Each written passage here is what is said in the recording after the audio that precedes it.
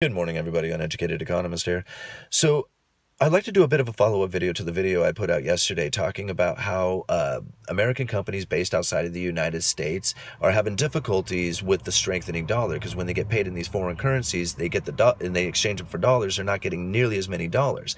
And so I made the suggestion is that if companies who are based in America are having difficulties outside of the United States, then wouldn't it make sense that operations or companies outside of the United States would want to seek operations within the United States to try and attract some of those dollars? And when I said that, I think a lot of people misinterpreted me as saying manufacturing and production, and that's not what I meant.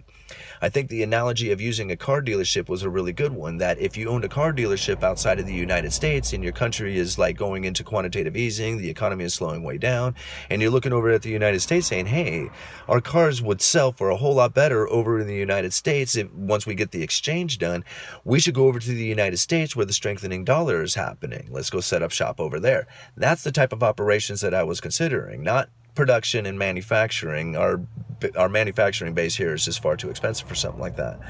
But these are the trends that are taking place right now, and I don't try and predict the future. I just try and predict what these trends might predict for the future, if these trends continue, kind of, so to speak.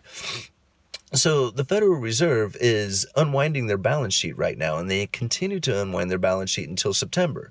Now, 22 plus nations have gone back into quantitative easing. This is going to continue to strengthen the dollar at least until September. And if this trend continues, we are going to see the dollar start to buy things like you would never believe. I believe the imports are going to get very cheap.